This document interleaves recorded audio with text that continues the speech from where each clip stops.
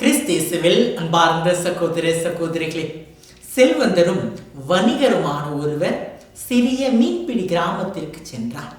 அங்கே மதிய நேரத்தில் ஒரு மீனவன் தன் படகிற்கு அருகில் உட்கார்ந்திருப்பதை அவர் கண்டார். நீங்கள் ஏன் மீன் பிடிக்க செல்லவில்லை என்று அந்த வணிகர் கேட்டார். காலையில் என் குடும்பத்திற்கு தேவையான மீன்களை பிடித்து விட்டேன் என்று அந்த மீனவர் பதில் அளித்தார். ஆனால் நீங்கள் இன்னும் அதிக மீன்களை பிடித்து விற்கலாமே என்று வணிகர் சொன்னார். விற்று என்ன செய்ய என்று மீனவர் கேட்டார். பெரிய படகு வாங்கி இன்னும் அதிக மீன்களை பிடித்து நிறைய தொழிலாளர்களை வேலைக்கு அமர்த்தி உங்களுடைய தொழிலை விரிவுபடுத்தி மிகப்பெரிய ஒரு செல்வந்தர் ஆகலாமே என்று வணிகர் சொன்னார். செல்வந்தராக்கி என்ன செய்ய என்று மீனவர் மீண்டுமாக கேட்டார். அதற்கு அந்த வணிகர், நீங்கள் எந்த கவலையும் இன்றி நிம்மதியாக உட்கார்ந்து இருக்கலாம். உடனடியாக அந்த மீனவர் சிரித்து கொண்டே சொன்னாரா, இப்பொழுதும் நான் அதைத்தான் செய்து கொண்டிருக்கின்றேன் என்றார். கிறிஸ்துவில் அன்பார்ந்த சகோதர சகோதரிகளே, இந்த எளிய கதை பொது காலத்தினுடைய இந்த 18வது ஞாயிற்றுக்கிழமையினுடைய மைய சிந்தனையை நமக்கு எடுத்துரைக்கின்றது. இன்றைய இறை வார்த்தை வழிபாடு நம்மை இறைவனில் செல்வந்தராக இருப்பதற்கு அழைக்கின்றது. இன்றைய நற்செய்தியில் இயேசு ஏராளமாய் விளைச்சலை கொடுத்த நிலத்தின் உரிமையாளரான செல்வந்தர் அதை பகிர்ந்து கொள்ள மனமில்லாமல் இன்னும் களஞ்சியங்களை இடித்து பெரியவற்றை கட்டி யாவற்றையும் தனக்காக சேர்த்து வைப்பதற்காக நினைப்பதை எடுத்துரைக்கின்றார். இங்கு இயேசு அவனை அறிவிலியே என்கின்றார். ஏன்? அவன் இந்த மண்ணுலகின் செல்வத்தால் தன் மதிப்பை அளந்ததால் அவன் தன் எதிர்காலத்தை பாதுகாத்து விட்டதாக நினைக்கின்றான். ஆனால் உண்மையில் அவன் தன் ஆன்மாவை அழித்துக் கொள்கின்றான்.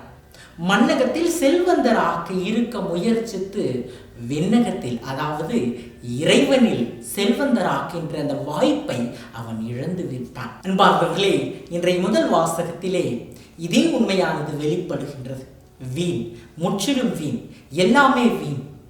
இவ்வுலகம், அதில் உள்ளவைகள் எல்லாமும் நம்மை ஈர்க்கக்கூடியதாக இருந்தாலும் நிலையான வாழ்வை அது ஒருபோதும் வழங்காது என்று உரைக்கிறது. இறைவனில் செல்வந்தராகுவதே நிரந்தர நிலையான நிறைவாழ்வை தரும் என உணர செய்கின்றது. அன்பார்ந்தவர்களே, இறைவனில் நாம் எப்படி செல்வந்தராகலாம்? இதற்கு 2 வழிகளை நாம் சற்று சிந்தித்து பார்ப்போம். முதலாவதாக, என்னுடையவை யாவும் இறைவனுடையவை. முதலில் நம்மிடம் உள்ளவை யாவும் இறைவனிடமிருந்து தான் வருகிறது என்பதை நாம் ஏற்றுக்கொள்ள வேண்டும். நம்முடைய திறமைகள், வாய்ப்புகள், ஆரோக்கியம், செல்வங்கள் மற்றும் நமது அனுதின உணவு கூட நம்முடைய விண்ணக தந்தை நமக்கு தருகின்ற கொடைகள் என்பதை நாம் முழுவதுமாக நம்ப வேண்டும். இந்த உவமையில் செல்வந்தர் என் விளைச்சல், என் களஞ்சியங்கள், என் தானியம் என சுயநலமாக வாழ்கின்றான். அவனுக்கு நல்ல நிலம், சாதகமான ஒரு காலநிலை, வேலை செய்கின்ற திறன் மற்றும் நல்ல விளைச்சல், இவை அனைத்தையும் இறைவன் கொடுத்திருக்கின்றார் என்பதை அவன் மறந்து விட்டான். அன்பார்ந்தவர்களே, பழைய ஏற்பாட்டில் அரசன் தாவீது இதை முற்றிலும் புரிந்திருந்தான். அதனால்தான் தன்னிடம் ஏராளமான செல்வம் மற்றும் அதிகாரம் இருந்த போதும், யாவும் உம்மிடத்தில் இருந்துதான் வந்தவை, உம் கையில் நின்று நாங்கள் பெற்றுக்கொண்டவற்றையே நாங்கள் உமக்கு காணிக்கை ஆக்குகின்றோம் என குறிப்பிடுகின்றார். 1 குறிப்பேடு 29வது அதிகாரம் 14வது வசனம். நாம் இறைவனின் கொடைகளை பெற்றிருக்கின்றோம் என்பதை நாம் நன்றியுணர்வோடு உணர்ந்து கொள்ள வேண்டும். இன்றைக்கு நாம் சம்பாதிக்கின்ற நிலம், வீடு, கார் மற்றும் பொருட்கள் அனைத்தும் இறைவன் நமக்கு கொடுத்த ஆசீர்வாதங்கள் என்ற அந்த உணர்வு இன்றைக்கு நம்மிலே ஏற்பட வேண்டும். அன்பார்ந்தவர்களே, இத்தகைய ஒரு உணர்வோடு நாம் வாழுகின்ற பொழுது நாம் இறைவனில் செல்வந்தர்களாக வாழுகின்றோம். அவை எவ்வளவு இருந்தாலும் இறைவனின் அன்பு பரிசுகள் என்ற ஒரு உணர்வோடு இருப்பதில் மகிழ்ச்சி காணுகின்ற ஒரு வாழ்வை நாம் வாழ்வதற்கு அழைப்பு பெறுகின்றோம். இரண்டாவதாக, என்னுடையவை யாவும் உன்னுடையவை. இறைவனில் உண்மையான செல்வம் நாம் பெறுவதால் அல்ல, மாறாக நாம் கொடுப்பதால் மட்டுமே அளவிடப்படுகின்றது. செல்வந்தன் தனக்கென யாவற்றையும் சேகரித்தான், எவருக்கும் கொடுக்கவில்லை. ஆனால் இறைவனில் செல்வந்தர்களாக வாழ இறைவன் கொடுத்ததை பகிர்ந்து வாழ வேண்டும். அப்போது நாம் மற்றவர்களுக்கு ஆசீர்வாதமாக மாறுகின்றோம். சாரிபாத்தின் கைம்பெண் ஒரு கைப்பிடி மாவும் கொஞ்சம் எண்ணெய் மட்டுமே வைத்திருந்த போதும் தன் கடைசி உணவை எலியா இறைவாக்கினருடன் பகிர்ந்து கொண்டார். தன் வறுமையால் அவளது தாராள உள்ளம் இறைவனின் பார்வையில் அவளை உண்மையிலேயே பெரிய செல்வந்தையாக்கியது. 1 அரசர்கள் 17வது அதிகாரம் 8 முதல் 16 வரை உள்ள இறை வார்த்தைகள். அன்பார்ந்தவர்களே, எனக்கு தெரிந்த கணவரை இழந்த ஒரு பெண் வீட்டு பணியாளராக வேலை செய்கின்றார். அவள் சாதாரண ஒரு ஊதியத்தை தான் பெறுகின்றார். ஆனாலும் ஒவ்வொரு மாதமும் பொருளாதார சிக்கலில் இருக்கின்ற அவருடைய அந்த எதிர் வீட்டு ஒரு மூதாட்டிக்கு மளிகை பொருட்களை அவர் வாங்கி தருகின்றார். பார்த்தவர்களே, இறைவனின் பார்வையில் இவளும் செல்வந்தையாகிவிட்டார். அம்மன் பார்த்தவர்களே, அவளுடைய வங்கி கணக்கு சிறியதாக இருந்தாலும் அவளுடைய விண்ணக கணக்கு நிரம்பி வழிகிறது. இறைவனில் அவளும் ஒரு செல்வந்தை தான்.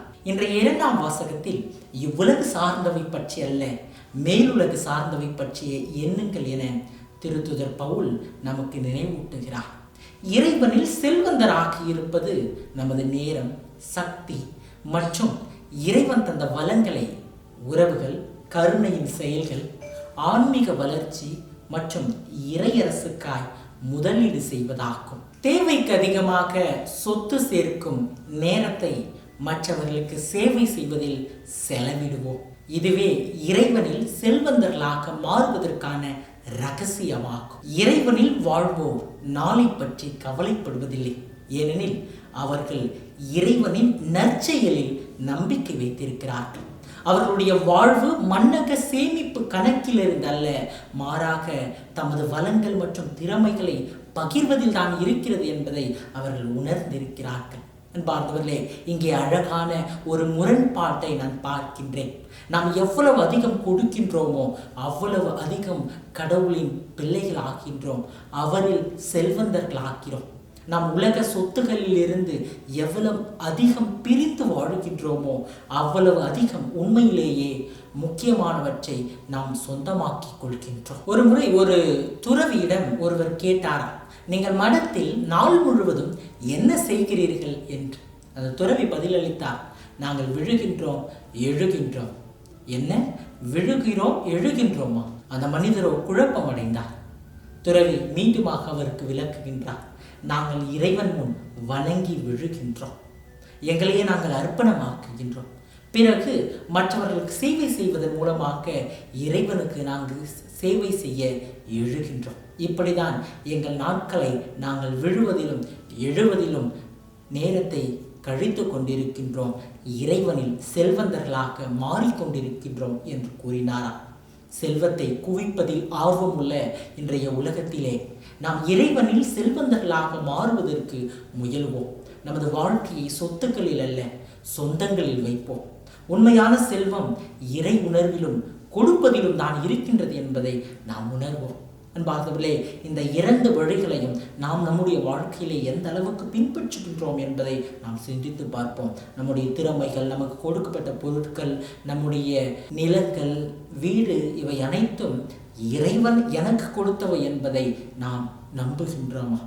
இவை வெறும் எனக்கானது மட்டுமல்ல, இவை மற்றவர்களிடம் பகிர்வதற்காகவும் என்று தேவையில் உள்ளோருக்கு முடிந்தவற்றை நம்மால் கொடுத்து உதவுகின்றோமா என்று நாம் சற்று சிந்தித்து பார்ப்போம். இந்த 2 வழிகளிலும் நாம் வாழுகின்ற பொழுது நாம் இறைவனில் செல்வந்தர்களாக வாழ்ந்து கொண்டிருக்கின்றோம்.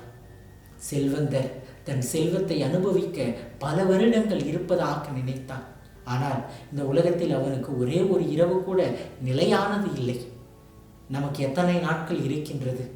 நாம் எவ்வளவு நாட்கள் இந்த உலகத்திலே இருப்போம் என்று நாம் யாருக்கும் தெரியாது. இருக்கும் வரை இரக்கத்தோடு இருப்போம், இருக்கும் வரை இறைவனோடு இருப்போம், இறைவனில் செல்வந்தர்களாக நாம் வாழ்வதற்கு இந்த மண்ணுலகின் செல்வங்களை நாடாமல் விண்ணுலகின் செல்வங்களை நாட முயலுவோம். இறைவனில் செல்வந்தர்களாகுவோம். இறைவன் நம் ஒவ்வொருவரையும் ஆசீர்வதிப்பார்.